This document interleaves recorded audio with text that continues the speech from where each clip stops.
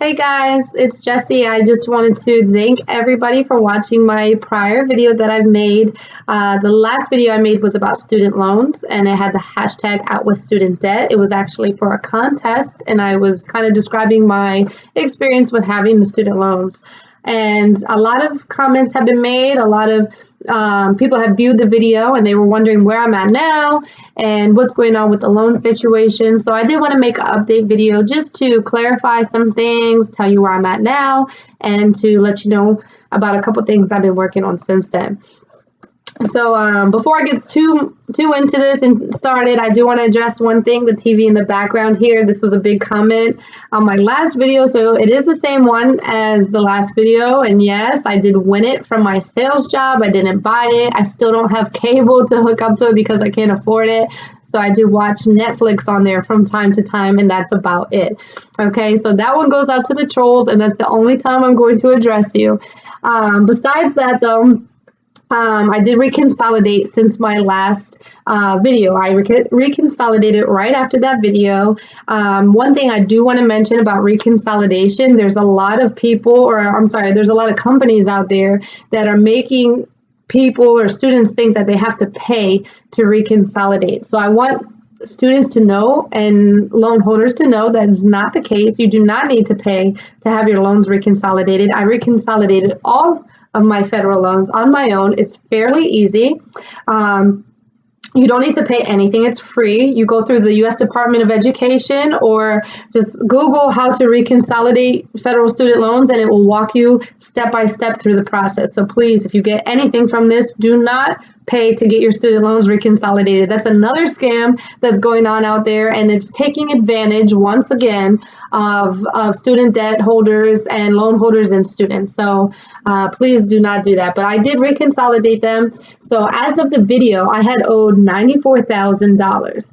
As of right now, it's 3 years later, I owe $90,000. So my monthly payments are they were $700 back then. I owe $900 a month now.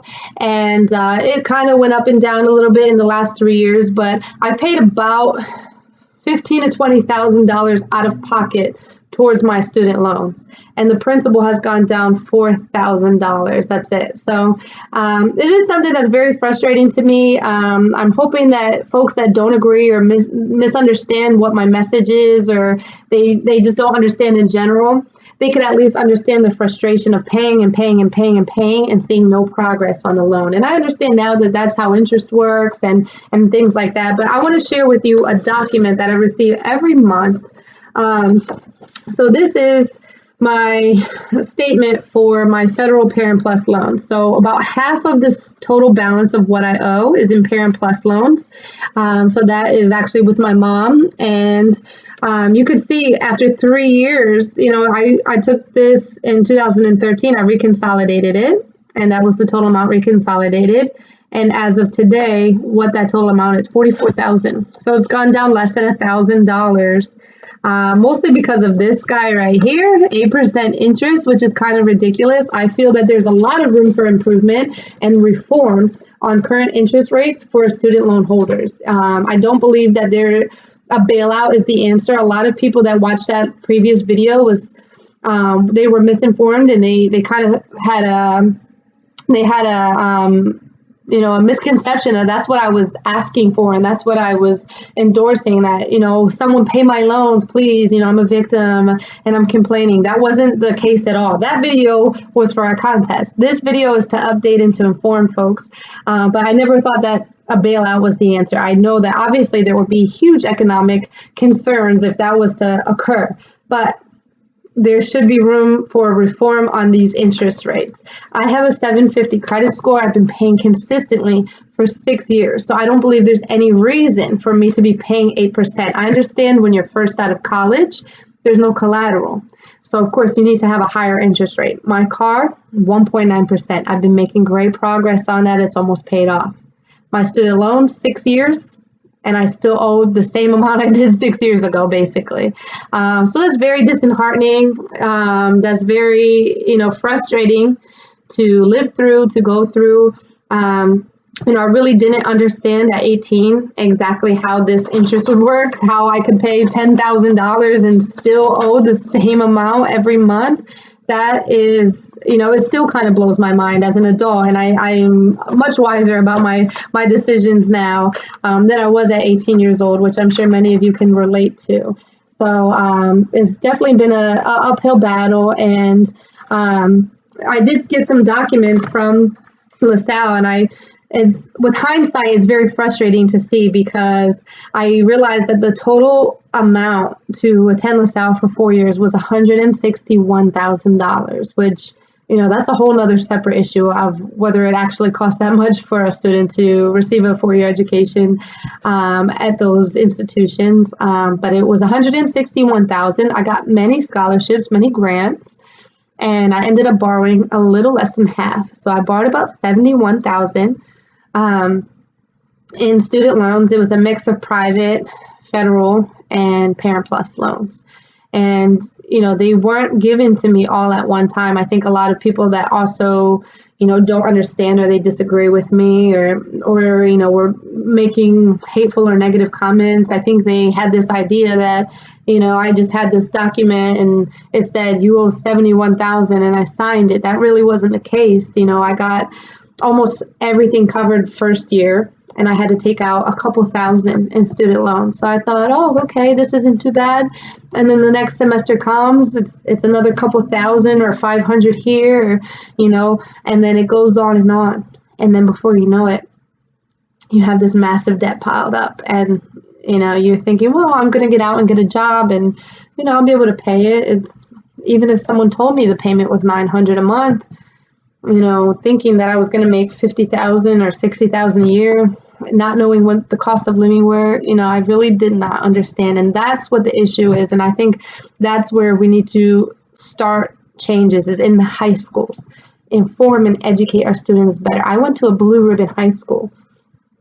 I got a lot of help on how to apply to college, on where to go to college, on how to get great SAT scores, on how to write the best essay to get in. But not one counselor or one person sat me down and asked, how am I going to finance my education?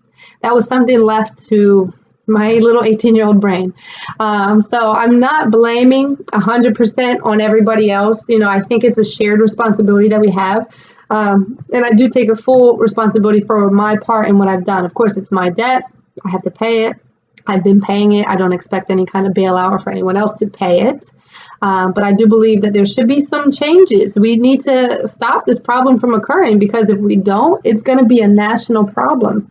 As of now, there's 42 million people in debt with student loans, and it equals 1.3 trillion. Many of that is defaulted student loans. So it's a bubble that has been created because colleges have become a business. Universities have become a business. They're guaranteed federal loans. So that allows universities to drive up their prices, because no matter what, even if the student can't pay, they're going to get their money. So it's a very complicated and intricate issue. It's definitely further and deeper than just, hey, you took the loans, now you have to pay them. So there is a systemic problem here. And my goal in sharing my story now is to help make some change and inform our students from making the same decisions that I've done. And I know a lot of folks commented about how they went through school and didn't take any debt, or back in the day when it was $500 a semester and the GI Bill allowed them to come out debt free. And that's all great. I wish that I would have had that, foresight and the great mentors in my life to allow me to do the same. But that's not what happened. So now, like I said, I want to help young high school students, their families, and also current student loan holders to get reform on the loans that they hold. And if you'd like to know more, I was actually featured in Consumer Reports magazine. So this is actually the August issue. It was out as of July 4th. So go check it out. My story is in here. It's page 31. So they came and just asked me a little bit about my student loans and my situation. So you could read the article here. Also, I was on Reveal News. It is a podcast and also aired on NPR radio. So it's already aired on the radio, but you could read or you could hear the hour-long radio show with James B. Steele and I on Reveal News on iTunes on their podcast. So please go ahead and check that out. Thank you again for everybody watching, commenting, sharing. And if you have student loans, please comment. If you don't, please comment. If you know somebody that's thinking about taking out student loans, please share this story with them because it is something that is definitely close to my heart, and I would love to be able to help change the lives of others. So thank you again, everyone.